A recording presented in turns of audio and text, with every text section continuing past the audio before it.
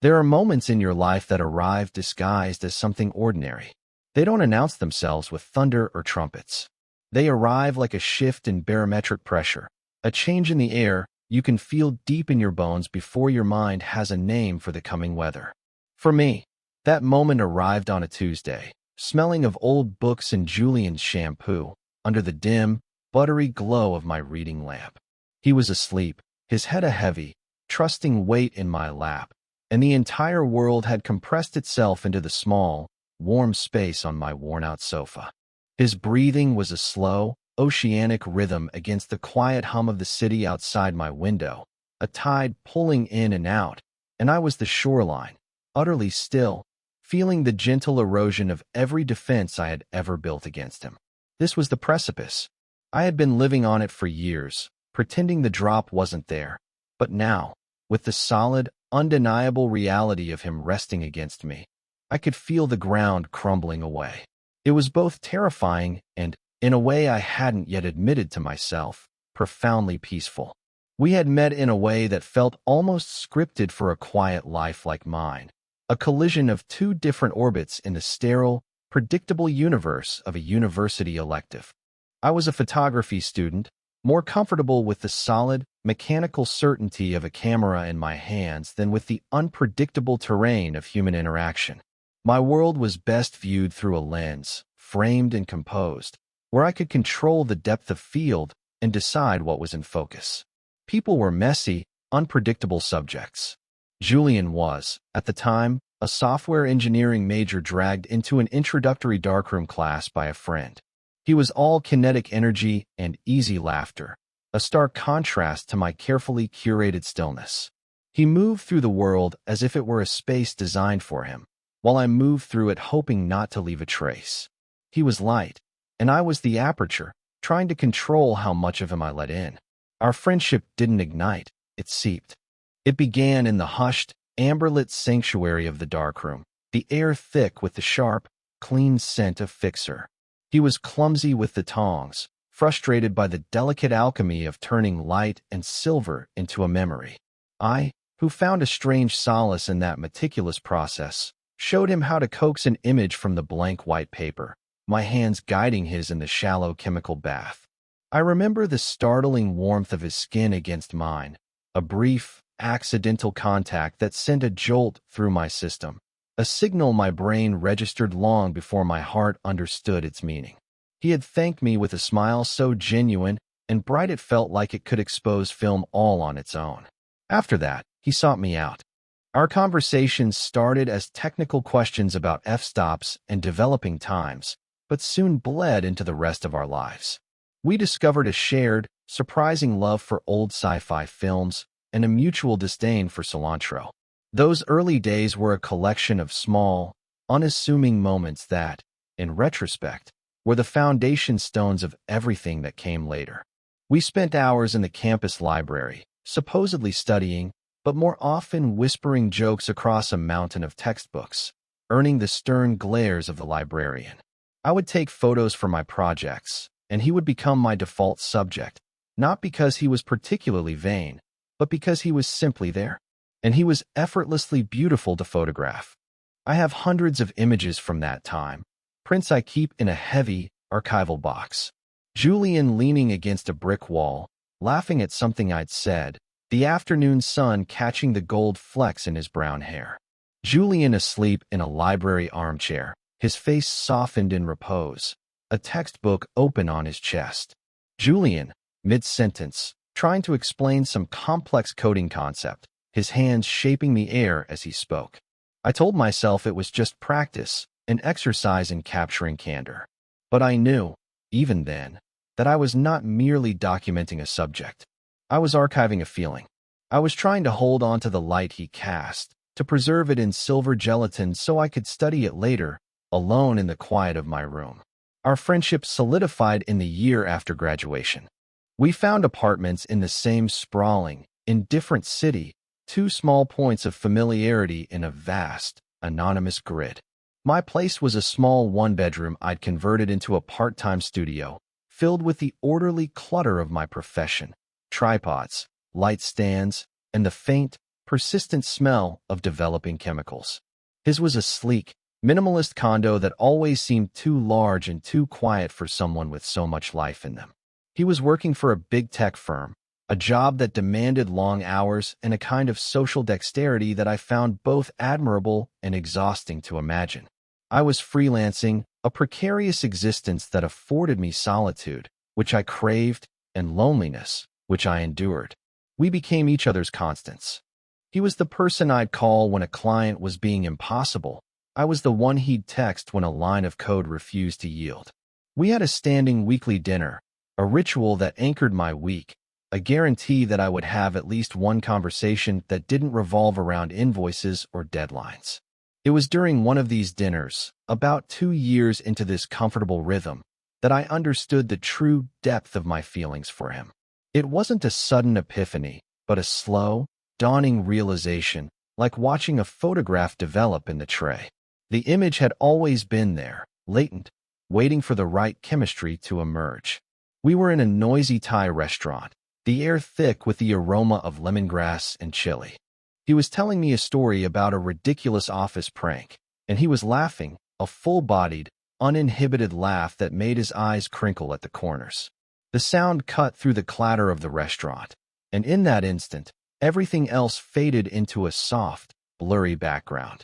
All I could see was him, illuminated and alive. And the feeling that washed over me was not the simple, comfortable warmth of friendship. It was a sharp, painful, breathtaking ache. It was the devastating and beautiful realization that I was in love with my best friend. The knowledge settled not in my mind, but in my chest, a heavy, solid thing. From that day forward, our friendship became a delicate performance for me. I was the actor and the audience, watching myself play the part of the supportive, platonic friend, all while my inner world was a silent, raging storm. I became a master of interpreting his casual touches, a hand on my shoulder, a playful shove, ascribing meaning where there was likely none, torturing myself with the proximity he offered so freely, so innocently. I built a fortress around my heart, and from its highest tower, I watched him live his life, a life that included a string of girlfriends, the most serious of whom was Chloe. Chloe was perfectly nice. She was a graphic designer, smart and funny, with a kind smile. They seemed good together. They complemented each other in a way that made sense to the outside world. She was organized where he was chaotic. She was calm where he was restless. I learned to perform my role for her, too, becoming the affable, slightly awkward best friend. I went to their housewarming party. I helped him pick out her birthday presents. I listened to him talk about their future, about a life they were building, a life that was a beautiful, intricate piece of architecture in which I was, at best, a decorative gargoyle on a distant ledge. Every mention of their shared plans was a small, sharp paper cut on my soul. I would smile and nod and offer the right words of encouragement, and then I would go home to my quiet apartment and feel the silence press in on me, the weight of everything I couldn't say. I funneled it all into my work. My photographs from that period are melancholic, full of shadows and empty spaces, studies in quiet desperation. I was documenting my own loneliness, framing my own yearning. Then came the shift, the catalyst. It wasn't a dramatic explosion, but a slow, quiet erosion, much like the way our friendship had begun. Julian and Chloe's relationship didn't end in a fiery confrontation, it just dissolved.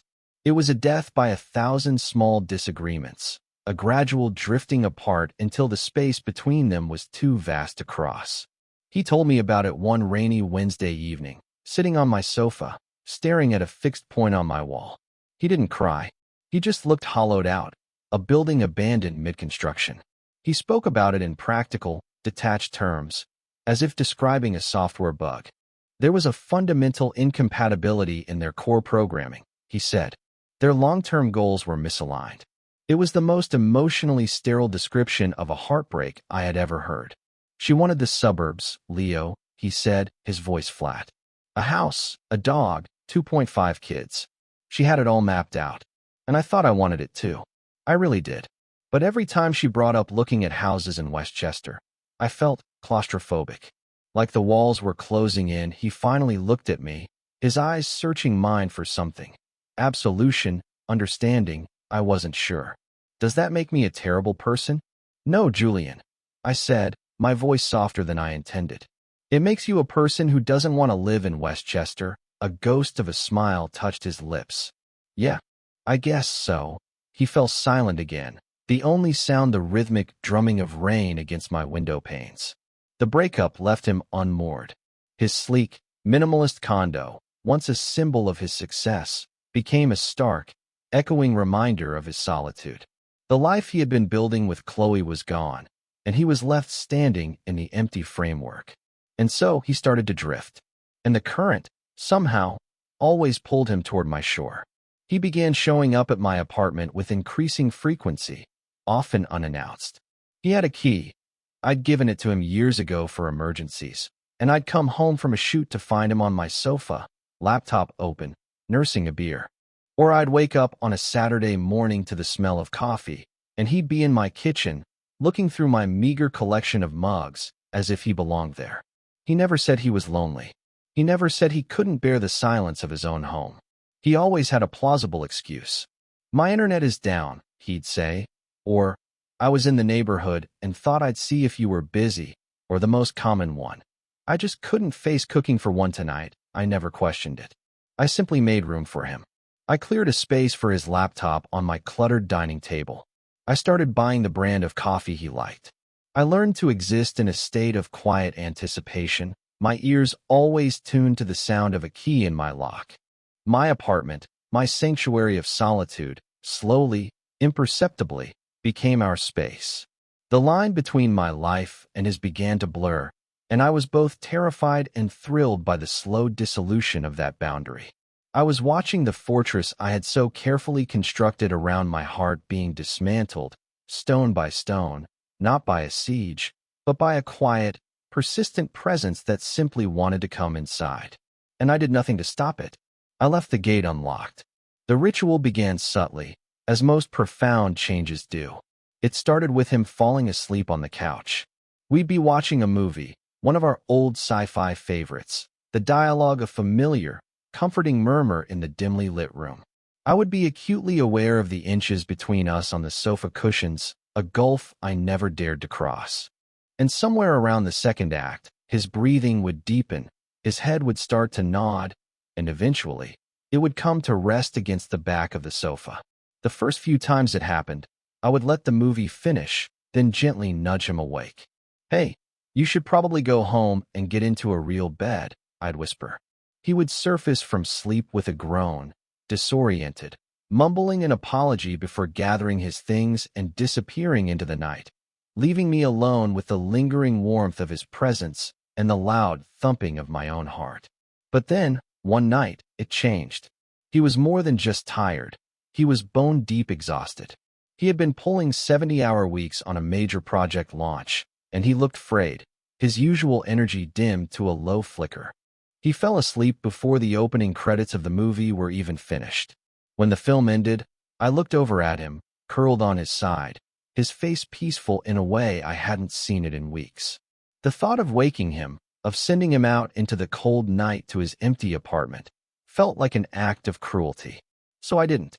I carefully draped the Afghan from the back of my armchair over him. I turned off the television, leaving only the small reading lamp on. I sat in the armchair for a long time, just watching him sleep, listening to the rhythm of his breathing. It felt like a sacred, stolen moment. I was a watchman guarding a precious, slumbering secret. When I finally went to my own bed, I couldn't sleep. My small apartment felt charged with his presence. Every creak of the floorboards, every distant siren, seemed amplified. I was hyper-aware that he was just one room away, that a part of his life, his unguarded, unconscious self, was temporarily in my care. The next morning, he woke up on the couch, stiff and confused.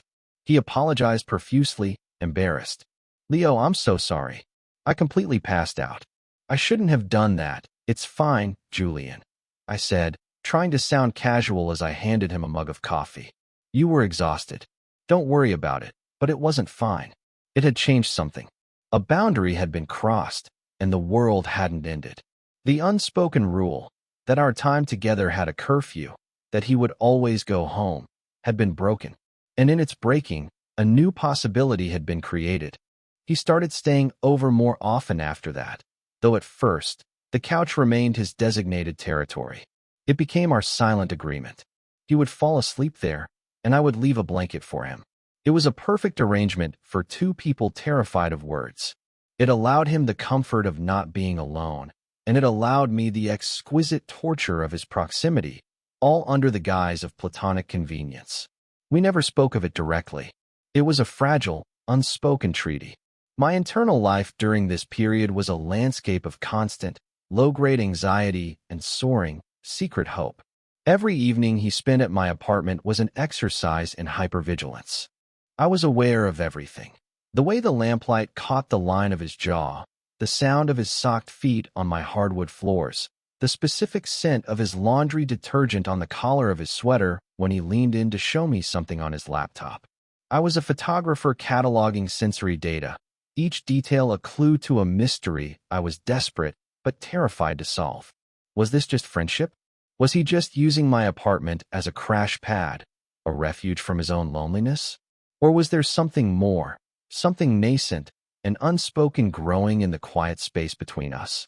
I would lie awake in my bed, listening for the soft sounds of him shifting on the couch in the next room, and I would feel like an astronomer staring at a distant star, wondering if the light I was seeing was from a living thing or something that had died long ago. The transition from the couch to my bed was, like everything else with us, a slow, hesitant progression disguised as practicality. It began with a complaint. "Man, this couch is destroying my back," he groaned one morning, stretching with a wince. I felt a pang of guilt, as if I were a bad host.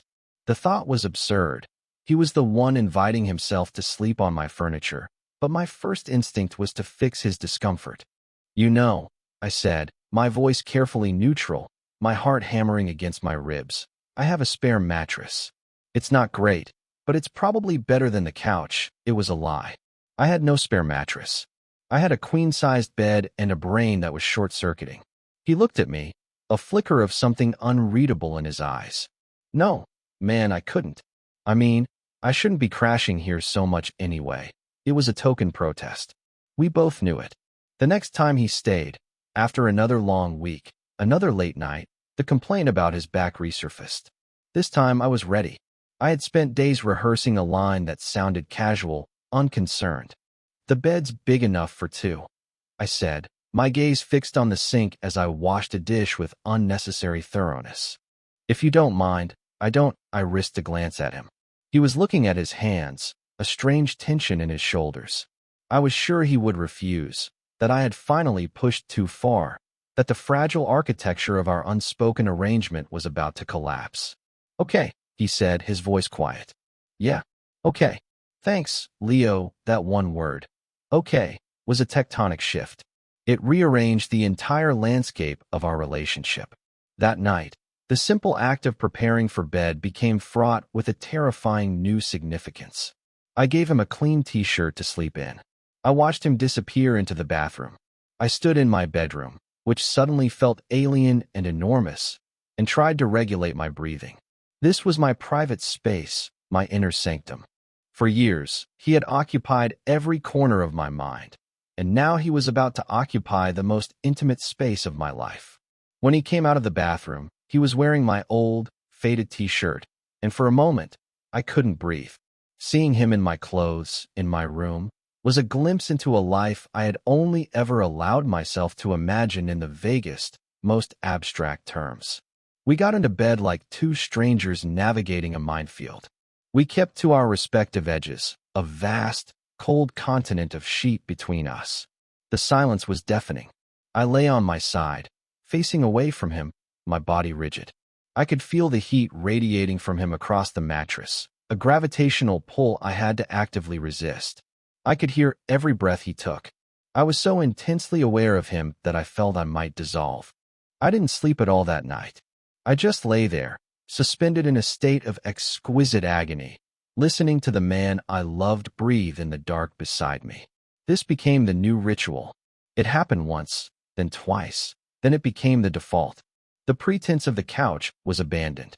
When Julian stayed over, he slept in my bed. We developed an unspoken choreography. We'd maintain the space between us. We'd say goodnight and turn away from each other. It was a performance of platonic cohabitation, and it was tearing me apart. Every night was a battle between the overwhelming desire to roll over, to close the distance, to feel the solid warmth of his back against mine, and the paralyzing fear of shattering the delicate peace we had established. I existed in that chasm between what I wanted and what I was allowed. I was starving at a banquet, dying of thirst while lying at the edge of a river. And the most confusing part was Julian himself. He was the one who initiated this new level of intimacy, yet he seemed just as committed to maintaining the careful distance between us. He never made a move to cross the divide. He just kept showing up, night after night, to lie beside me in the quiet, shared darkness, leaving me to wonder what he was thinking, what he was feeling, in the silent space on his side of the bed. The breaking point arrived on a night when the world outside my apartment seemed to mirror the turmoil within me. A storm had been brewing all day, and by the time Julian arrived, the sky was a bruised purple and the wind was rattling my window frames. He was soaked, his hair plastered to his forehead, his usual energy completely extinguished. He didn't even offer a pretext this time. He just walked in, shed his wet jacket, and slumped onto the sofa with a sigh that seemed to carry the weight of the entire week. We ate takeout in near silence, the only sounds the clinking of our forks and the rising howl of the wind. The storm was a third presence in the room, a wild, untamed thing that made the quiet intimacy of my small apartment feel even more pronounced, like a shelter in a tempest. Later, as we lay in bed, the storm broke in earnest. Rain lashed against the glass, and distant thunder rumbled, each tremor vibrating through the floor. We lay in our usual positions, back to back, the invisible wall between us still firmly in place. But the air was different tonight. The silence wasn't empty. It was charged, thick with everything we had never said. I could feel the tension in my own body, a tightly coiled spring, and I sensed it in him, too. His breathing wasn't the slow, even rhythm of impending sleep. It was shallow, alert. I stared into the darkness, my thoughts racing. How long could we continue this charade? This strange, intimate dance of avoidance? We were sharing a bed, a level of closeness most people reserve for lovers, yet we were behaving like polite, respectful strangers. The absurdity of it was overwhelming. The loneliness I felt in those moments, lying inches away from the one person I wanted in the world, was more profound than any loneliness I had ever felt when I was truly alone. Then he moved. It was a small shift, but in the amplified silence of the room, it felt like a seismic event. He rolled over, slowly, deliberately. I didn't move. I kept my back to him, my heart pounding a frantic, desperate rhythm against my ribs. I felt the mattress dip with his weight as he drew closer. I could feel the warmth of him, no longer a distant radiation, but an immediate, scorching presence just behind me. I held my breath, waiting. For what? I didn't know. Rejection? A mumbled apology and a retreat to his side of the bed? A hand on my shoulder? The possibilities bloomed and died in my mind in a fraction of a second. The silence stretched, taut and fragile. The only sound was the drumming of the rain and the frantic beat of my own blood in my ears. Leo. His voice was a whisper, a rough, hesitant sound that was nearly swallowed by the storm. It was so close to my ear that I felt the vibration of it more than I heard the word itself. I squeezed my eyes shut. This was it. The moment the ground gives way. Yeah. I managed to breathe out, my own voice a stranger to me. Another long pause. I could feel him hesitating, gathering his courage. The air between us was electric, shimmering with unspoken questions. I imagined I could feel the individual threads of the sheets separating us, each one a barrier we had both agreed to honor. "Can I ask you something strange?" he whispered. Every muscle in my body tensed. Okay. The next silence was the longest of my life. It was a vacuum in which my entire past with him played out. The darkroom, the library, the Thai restaurant, every shared laugh, every casual touch. It was the moment before the lightning strike, the held breath before the plunge. I was balanced on the knife's edge of a decision he was about to make, and I had no idea which way I would fall. Would it? He stopped, his breath hitching slightly. He started again, his voice even quieter, more vulnerable than I had ever heard it. Would it be okay if I kissed you? The question did not land in my ears. It landed in the center of my chest, where it detonated, sending shockwaves through my entire body. It was not a proposition, it was a plea. It was a white flag raised over the fortress of his own confusion. In 3 short, whispered words, he had articulated the question that had been haunting the air between us for months. He had given a name to the strange, powerful gravity that kept pulling us into the same orbit. Fear, relief, disbelief, and a terrifying, soaring hope crashed over me all at once. My carefully constructed defenses, the walls I had spent years building, were obliterated.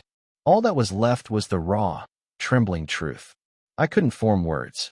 The path from my brain to my mouth was flooded. I could only manage a single, shaking nod into my pillow. It felt inadequate, a tiny gesture to answer such a monumental question. I wasn't even sure he could see it in the darkness. So I turned. I rolled over slowly, deliberately, until I was facing him. The space between us was now barely a hand's breadth. I could see the faint outline of his face in the gloom, the dark shapes of his eyes searching mine. The storm outside raged on, a soundtrack to the quiet cataclysm happening in my bed. He didn't move, he just watched me, his expression a mixture of terror and hope that I recognized as a perfect mirror of my own. He was waiting for a clearer signal, giving me one last chance to retreat. I closed the final inch between us. The kiss was not what I had imagined in my countless, secret daydreams. It was not passionate or demanding or cinematic. It was hesitant. It was gentle. It was unbelievably soft. It was a question, a confirmation, and an answer all at once. It was the feeling of a long-held breath being released. It was the taste of rain and salt and relief. His lips were tentative against mine, a quiet exploration in the dark.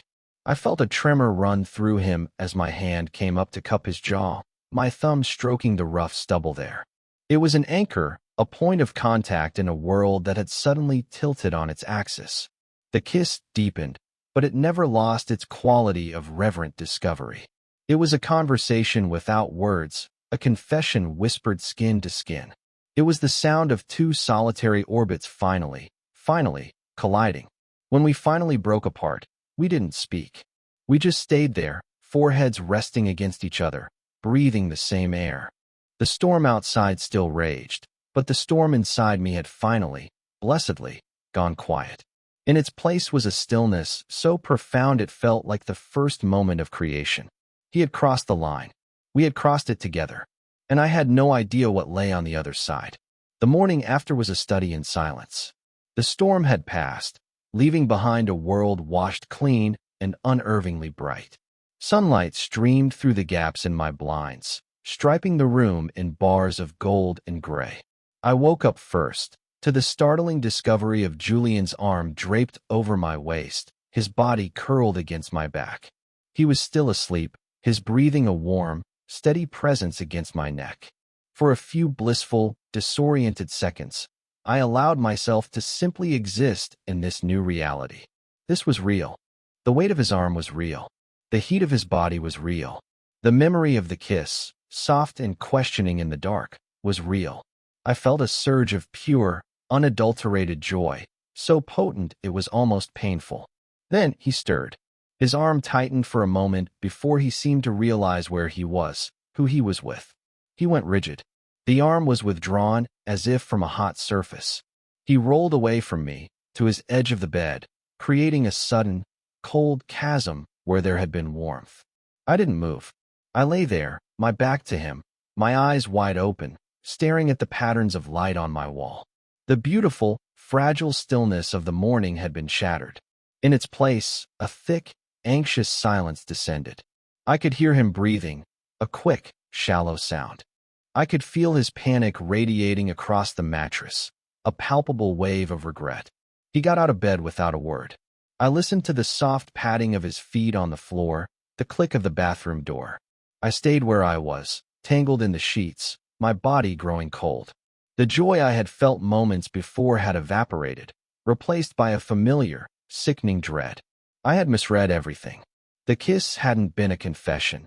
It had been a moment of storm-induced confusion, a temporary lapse in judgment born of loneliness and proximity. He had woken up in the clear light of day and realized his mistake. And I, in my foolish, hopeful heart, had mistaken a fleeting impulse for a fundamental shift. I had let the walls of my fortress crumble for nothing. When he came out of the bathroom, he was already dressed in yesterday's clothes. He didn't look at me. He just moved around the room, gathering his phone, his keys, his wallet, his movements jerky and efficient. "I've got to go," he said, his voice directed at the floor. "I have an early thing." The lie was so transparent it was insulting. I sat up, pulling the comforter around my shoulders like a shield. "Julian." He froze, his hand on the doorknob. He still wouldn't look at me. "Yeah. Are we going to talk about this?" I asked, my voice trembling slightly. He finally risked a glance at me, his eyes full of a frantic, cornered energy. "I can't," he said, and the words were a physical blow. "Not right now. I'm sorry, Leo. I can't." And then he was gone. The door clicked shut behind him, and the silence he left in his wake was absolute and suffocating. I sat there for a long time, listening to the drip of water from the eaves outside my window, the only remnant of the storm. I felt hollowed out, a vessel emptied of everything but a cold, heavy shame. I had allowed myself to hope, and the universe had punished me for it. The intimacy we had built, however ambiguous, was gone, replaced by this gaping wound of awkwardness and regret. I had lost my best friend. The next few days were a special kind of hell. I existed in a fog of anxiety, my phone a dead weight in my pocket. Every notification made my heart leap into my throat, only to plummet when it was just a spam email or a news alert. I texted him once, a carefully crafted, casual message. "Hey, hope your thing went well." It was a test, an offering of an easy way back to normalcy if you wanted to take it. The three little dots of him typing appeared, then vanished. Appeared, then vanished again. The message was left on read, the silence was his answer. It was a clear, definitive statement. The door that had been slowly creaking open between us had been slammed shut and bolted. I tried to work, but I couldn't focus. I went into my darkroom, the place that had always been my sanctuary, but the familiar smell of chemicals brought no comfort. I looked at the prints hanging up to dry, landscapes, cityscapes, all imbued with my particular brand of quiet melancholy, and they felt like artifacts from a different life. The person who had taken those photos believed in the beauty of shadows, in the power of quiet observation. But now, the silence was no longer a comforting companion. It was a taunting, malevolent force. I replayed the kiss over and over in my mind, analyzing it like a critic reviewing a film. Was I mistaken about its tenderness? Did I imagine the vulnerability in his voice? Had I projected all my own longing onto a simple, misguided action? I was a detective with only one clue, and it was leading me in circles, back to the same painful conclusion. I had been wrong. After 4 days of this agonizing silence, something inside me snapped. I couldn't live in this limbo anymore. The uncertainty was worse than a definitive rejection. I needed to hear the words. I needed him to look me in the eye and tell me it was a mistake, so I could begin the long, arduous process of gluing the pieces of my heart back together and rebuilding the walls around it, higher and thicker than before. I needed an ending to the story, even if it was a tragic one. So I put on my jacket, walked out of my apartment, and headed for his. I didn't have a plan. I just knew that the silence had to be broken, even if it was with the sound of our friendship shattering for good. I found him in a state that mirrored my own internal chaos. When he opened the door to his pristine, minimalist condo, he looked like a ghost haunting a museum. He was pale, with dark circles under his eyes, and he was still wearing the clothes he'd probably slept in. The air in his apartment was stale, and I could see a small mountain of takeout containers on his kitchen counter. He looked surprised to see me, then panicked, then just tired, defeated. "Leo," he said, his voice raspy. "What are you doing here?" "I think you know," I said, my own voice steadier than I expected. I walked past him, into the living room, forcing him to close the door and face me. We need to talk, Julian. No more running. No more silence. You owe me that much. He raked a hand through his messy hair, a gesture of pure frustration. There's nothing to talk about, he mumbled, avoiding my gaze. Nothing to talk about. My voice rose, fueled by days of pent-up hurt and confusion. You kissed me, Julian. You came into my bed, night after night, and then you kissed me. And then you vanished. You disappear for 4 days, you ignore my text, and you tell me there's nothing to talk about? That's not fair. It's cruel, I know, he whispered, finally looking at me. His eyes were filled with a misery so profound it momentarily extinguished my anger. I know. I'm sorry. I'm so sorry. Sorry isn't enough, I said, my voice softening despite myself. I need to understand. Just tell me the truth. Was it a mistake? Were you drunk? Confused? Just tell me, so I can move on. I braced myself for the impact, for the words that would confirm my worst fears. He sank onto his couch, burying his face in his hands. His shoulders shook. The only mistake, he said, his voice muffled by his hands, was running away. He looked up, and I could see tears glistening in his eyes. I was scared, Leo. I've never been that scared in my entire life. I stood there, frozen, my carefully prepared script of righteous anger and dignified heartbreak rendered useless. This was not the reaction I had expected. Scared of what? I asked, my voice barely a whisper. Of everything, he burst out, his voice cracking. Of what it meant. Of what I was feeling. Of you. He took a deep, shuddering breath. My whole life, I've had this map. You go to school, you get a good job, you meet a nice girl, you get married, you buy a house. It's the path. It's what you're supposed to do. I had it with Chloe. It was all laid out. And it felt wrong. Like I was wearing clothes that didn't fit. But I didn't know why. When we broke up, I was relieved, and that made me feel like a monster. He got up and started pacing, the restless energy returning to his body, but this time it was frantic, anxious. And then, there was you. Your apartment. It was the only place that felt quiet. The only place I felt like I could breathe. I kept coming over because I was lonely, or that's what I told myself. But it was more than that. Being with you was easy. It was the only thing in my life that wasn't complicated, and I didn't want to look at it too closely. I didn't want to understand why. He stopped in front of me, his gaze intense, pleading. Lying in your bed every night. It was torture, Leo. I wanted to turn around so badly. I wanted to be closer to you, but I couldn't understand it. It didn't fit the map. And that night, with the storm, I don't know, something just broke. I looked at you, and all I could think was that I had to know. I had to know what it felt like to kiss you, and when you did. I prompted, my voice hoarse. It felt right. He whispered, and the confession hung in the air between us, fragile and luminous. It felt more right than anything in my entire life. And that's what scared me. I woke up the next morning, and the sun was out, and the storm was over, and all I could feel was this sheer, blind panic. I had thrown the map away. I was in this new country with no idea how to navigate it. So I ran. I ran back to what was familiar, to being alone, to pretending it didn't happen. It was cowardly, and it was stupid, and it was the worst thing I've ever done to anyone, especially to you. The air left my lungs in a rush. All the scenarios I had constructed, all the painful narratives of rejection and misinterpretation, dissolved into nothing. The truth was simpler and far more complicated. It wasn't that he didn't feel anything for me. It was that he felt so much it had terrified him into paralysis. He hadn't been running from me. He had been running from himself. I closed the space between us and, without thinking, wrapped my arms around him. He stiffened for a second, then collapsed against me, his body shaking with silent, relieved sobs. I held him, my own eyes burning with tears, and just let him cry.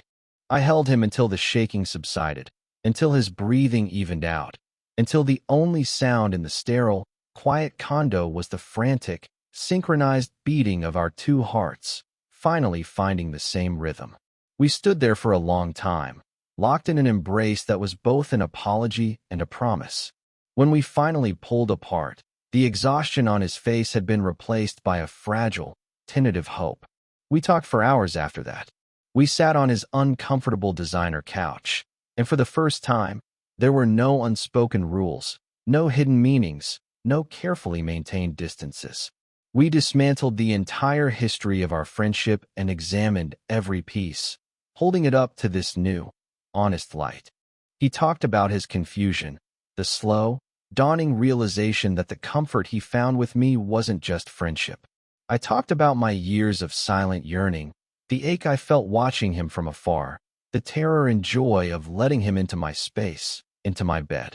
It was messy and halting and difficult, but it was real. We were two cartographers, drawing a new map together, charting the strange and beautiful country we had found ourselves in. There was no grand, cinematic moment of declaration. There was no "I love you." The words felt too big, too clumsy for the delicate, new thing we were building. Instead, there were small, quiet moments of understanding.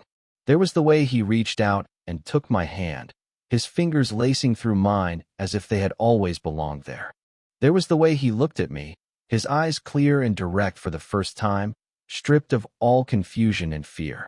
In their depths, I saw not the reflection of a friend, but the reflection of a partner, a destination. The conversation eventually wound down, leaving a comfortable, peaceful silence in its wake. The sun was beginning to set, casting long shadows across the room. "You should come home," I said softly. It wasn't a question or an invitation. It was a statement of fact. Home. My apartment. Our space. He nodded, a small, relieved smile touching his lips. Okay, that one word, which had once signaled a tectonic shift into uncertainty, now felt like an anchor. It meant yes. It meant I understand. It meant I am with you. The new normal didn't arrive overnight. It seeped in, gradually, like the morning light. The first few days were marked by a gentle, careful tenderness. We were relearning how to be around each other. The old, easy camaraderie of our friendship was still there, but it was now layered with a new, thrilling intimacy. A casual touch was no longer a source of frantic internal analysis for me. It was just a touch, warm and real. A shared silence was no longer a chasm of unspoken feelings. It was a comfortable, shared space. We were navigating the transition from a friendship defined by boundaries to a relationship defined by connection. Julian didn't need pretexts anymore. He didn't sleep on the couch. He didn't wait for me to offer the other side of the bed. He just stayed. He brought over a toothbrush, then a few changes of clothes, then a box of his favorite books. His life began to merge with mine, not like a flood, but like a slow, steady stream. His minimalist aesthetic began to soften the cluttered, bohemian chaos of my apartment. My photographs found a place on his empty walls. Our coffee mugs sat side by side on the shelf. The two separate worlds we had maintained for so long were becoming one shared territory. The nights were the most profound change. Lying in bed was no longer an exercise in tense, silent negotiation. The vast continent of sheets between us disappeared. We slept curled together, my back against his chest, his arms securely around my waist. The simple, solid reality of his presence was a constant, comforting reassurance. I had spent so many nights lying awake, listening to him breathe from a distance, and now, the sound was a warm murmur against my ear, a lullaby that eased me into the most peaceful sleep I had ever known. We learned each other's rhythms, the shape of each other in the dark. It was a language spoken not with words, but with warmth and weight and shared breath. One evening, a few weeks into this new life, we were on the couch, the same couch where it had all begun. We were watching a movie, and my head was resting in his lap, his fingers gently tracing patterns in my hair. It was a mirror image of that first, pivotal night, but the universe had been inverted. Then, I had been the one awake, my mind a storm of anxiety and unrequited love, while he slept, oblivious. Now, we were both awake, both aware, and the space was filled not with tension, but with a deep, quiet contentment. He leaned down and kissed the top of my head. It was a simple, affectionate gesture, but it felt like a benediction. "What are you thinking about?" he asked softly. I smiled. "Just How different this is, he knew exactly what I meant. Better, I hope, much better, I said. There was no fear, no anxiety, just a profound sense of rightness, of having finally arrived at a place I hadn't even known I was searching for. The final, symbolic piece clicked into place one rainy afternoon. Julian had been coming and going from my apartment for weeks, using his key, but he always had a habit of not quite closing the door behind him, leaving it to click shut on its own as he walked away. It was a small thing, a relic of his previous transience, of his status as a guest, however permanent. But on this day, he came in, shaking the rain from his coat, and I heard him walk back to the door. I heard the solid, definitive thud of the deadbolt being turned. It was a small sound, but it echoed through the apartment, through my entire being. It was the sound of a choice being made, the sound of a final, conscious arrival. He wasn't just visiting anymore. He wasn't crashing here. He was home. He walked into the living room, saw me looking at him, and gave me a small, knowing smile. He didn't need to say anything.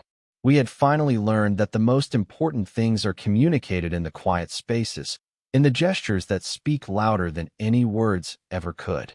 We learn, if we are lucky, that the most important spaces in our lives are not built of walls and ceilings, but of quiet understanding and shared breath. We search for shelter from the storms of the world, from our own loneliness, from the relentless noise of our own minds, and sometimes we find it in the most unexpected of places. For me, it was never about the apartment itself, with its worn-out sofa and its lingering scent of chemicals. It was about the person who filled its silences. The weather had finally broken, not into a chaotic tempest, but into a soft, steady, life-giving rain that promised to make things grow. We had found our shelter, not from the world, but in each other. And we began to heal and to build in the beautiful, honest silence we had finally, painstakingly, learned to create together.